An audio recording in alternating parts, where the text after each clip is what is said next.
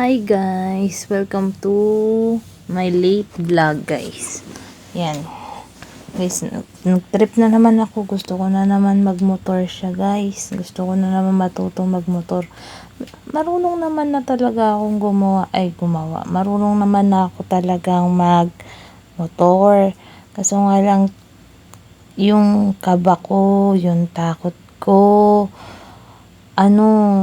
nauunahan ako ng ganun. Tapos yung pagliko ko, kahit parang kaya ko na, pero parang natutumba pa rin ako. Kasi parang yung nagagamit kong motor, mabigat para sa akin. Hindi siya tumutugma siya guys.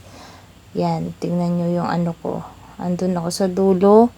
Tinuturuan ako. Shoutout sa nagtuturo sa akin na yan. Kay Aaron, maraming salamat. Marami nagtuturo sa akin guys, puro bata.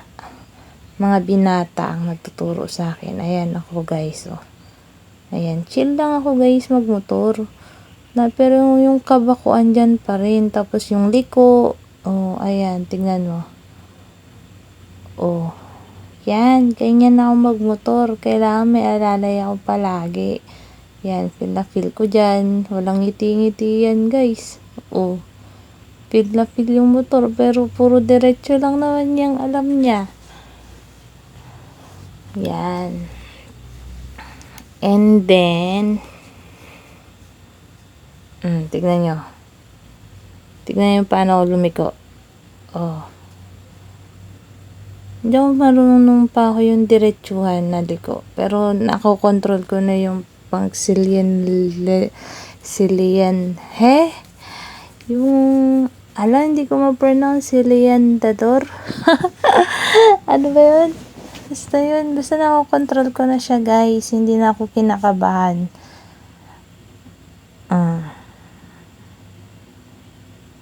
Feel ko guys, pag click ang gamit kong motor, pakiramdam ko feel na feel ko siyang gamitin.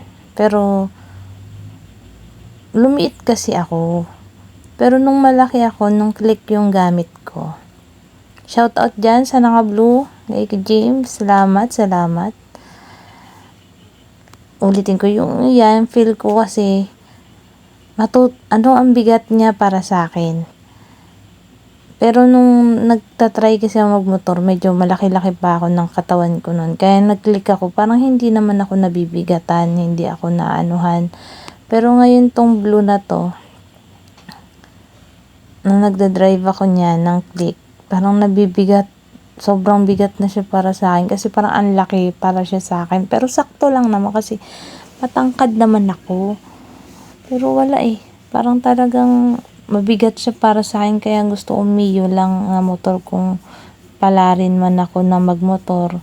Magkamotor. Ang gusto ko umiyo lang guys. Medyo maliit lang yun Yan. Sinumpa. Pagod na kasi ako niyan guys. Nanginginig na yung mga katawan ko. Pero gusto ko talaga matuto. Gusto ko matuto magmotor.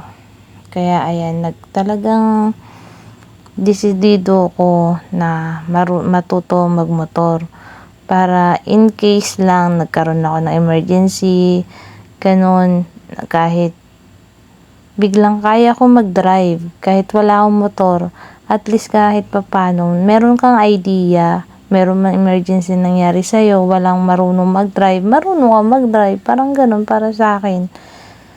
Kaya, I want talaga matuto. Kaya salamat talaga sa shoutout kay James, kay Aaron, kay EJ, lahat ng sumusuporta sa akin na matuto magmotor. Thank you talaga sa inyo guys. Una, sa bike sila nagturo sa akin. Shoutout kay Aaron, siya talagang aking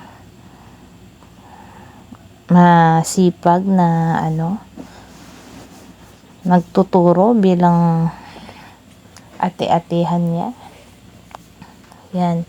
Tinuturuan ako ng dalawa niyan kung paano lumiko. Yan. Naganoan pa kami. So, yan na yan guys, talaga. Hirap na hirap kasi ako. Gusto nila talaga makuha ko yung liko ko na yun na maayos. Pero yung pag mga diretso, medyo nakokontrol ko na rin yung manubela. Medyo madulas kasi dyan guys sa kalsada na yan kasi may mga buhangin na nakakalat. Kaya hindi sila masyado, hindi rin ako ganun kasi yung gulong madulas, parang nadudulas. Kasi maraming buhangin na nakakalat. Yan, so guys, yan. Yan, tinry ko na talagang mag-drive as in, doon kasi puro diretso lang, ganun. Ngayon, sabi ko, gusto ko na talagang itry ng, yan, hindi naman yan main na highway, pero subdivision kasi yung inanuhan namin. Sabi ko, sige, try na natin. With angkas pa ako yan, guys. Yung gusto mo lang naman na pero parang kailangan pakiramdam ko merong taong nakaangkas sa akin para kapag magkamali man ako tulad niyan, yan talaga yung masipag na nagtuturo sa akin. Salamat sa nag-video sa akin. Shoutout kay Lenden dyan. Tapos kay EJ na sumusunod sa akin at yung nakaangkas ko na si Aaron na talagang sinisipagan niyang matuto ako kasi talagang nakikita siguro talaga ni Aaron na gusto ko talagang matuto. Kaya mo yan, te. Ganyan siya. Kaya mo yan, te. Yan. Ako kasi yung taong mga desidido pag gusto ko talaga, guys. Gusto ko gagawin at gagawin ko yun. Kahit mahirap, gagawin ko yun. Yan. Dahan-dahan ako pinaliliko niyan, guys. Yan. Medyo tama yung ikot ko dyan, guys. Kasi, yun. Dire-diretso lang. Luan. Sige, kaya mo yan.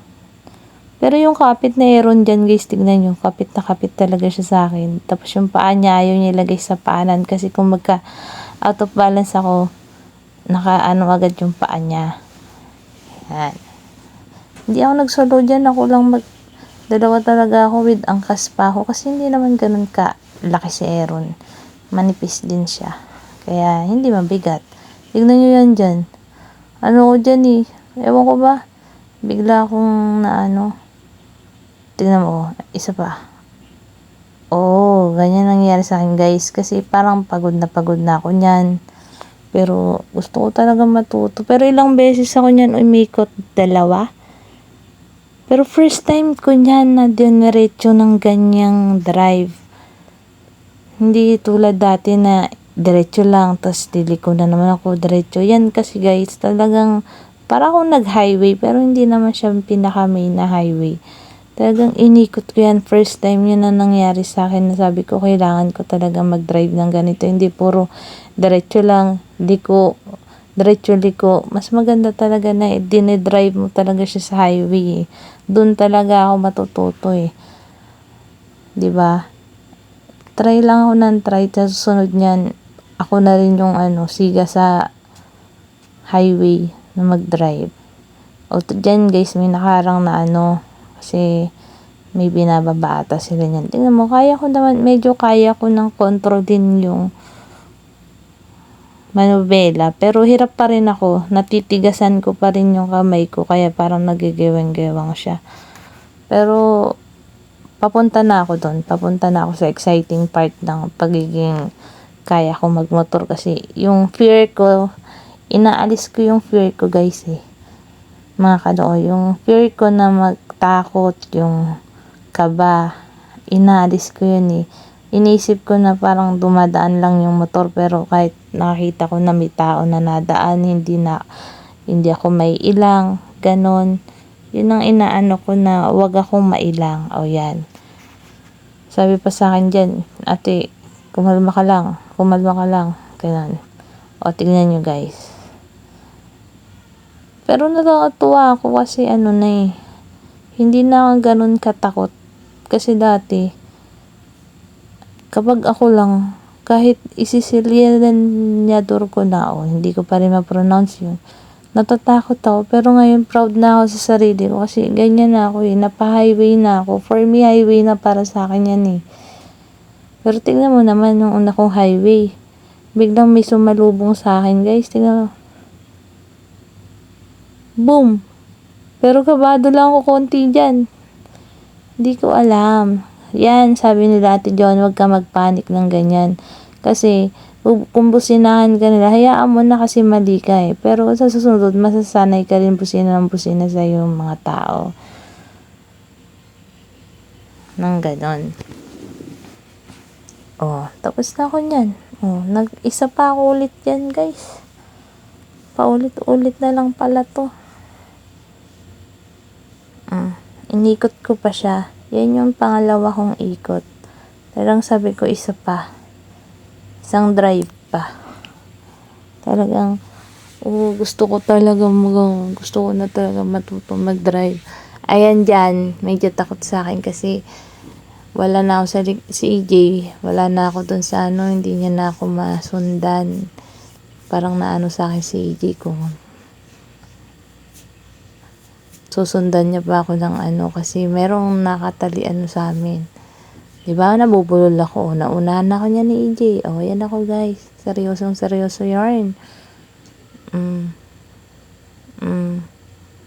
Diba, guys, tingnan nyo mag-drive.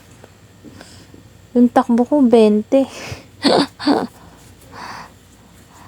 Naano kasi sila kasi may sasakyan. O, diba? Hindi na ako ganun. Kalmado na ako pag may sasakyan. Ay, di pala. 9-2 pala ako.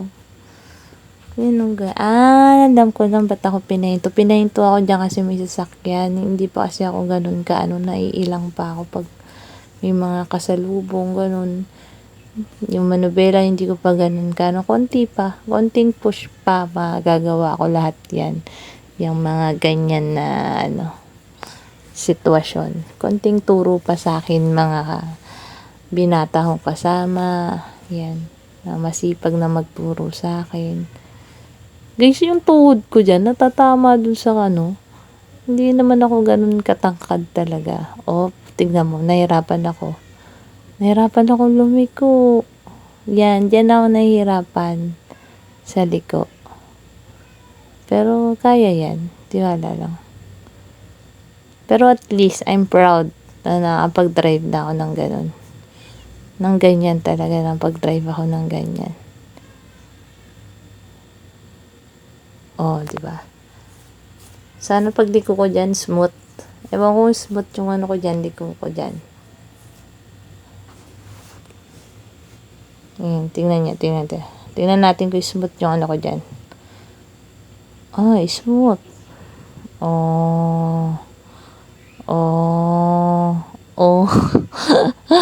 Lubak dyan guys, huwag nyo naman ako i-bash. Lubak dyan. Dire-diretso yan. So guys, salamat. Nabubulol ako na mag-sound dito. Supportahan nyo yung pagbablog ko kahit paminsan-minsan lang ako kasi nagla-live ako ng guys, sa Popo guys. Kaya medyo hindi ako ganun ka-active ng ganito ko, upload sa YouTube ko. Parang memories na lang to sa akin guys na ganito pala ako sa umpisa, ganun pala, ganito, ganyan. Diba? Kalmado na ako dyan. Diba nakita nyo?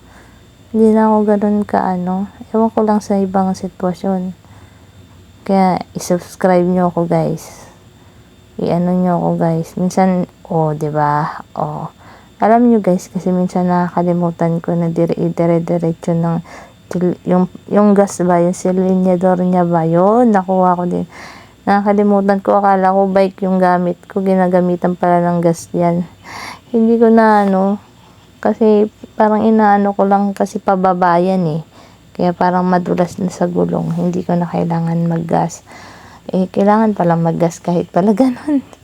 So yun guys, maraming thank you pa-support, ganyan. Kalmado lang yan. Tututo din yan sa mga magtuturo sa akin. Sipagan nyo lang. Kasi magiging proud kayo pag natuto talaga ako na sabi, dati Ate Joanne, ka lang. Ngayon, tingnan mo. Isa ka na sa hari ng kalsada. Diba, guys? Kalma na ako. Hindi na ako may angkas pa ako niyan, partida. Yan, pinadili ko na ako ni kasi baka meron na namang di kasi kung nakikita pag hindi nagbubusina na may pababa dun sa ano namin. O, diba? Maraming thank you guys sa ano ko. O, nagigewang pa ako. Nagigewang-gewang pa ako. So, yun na yun guys.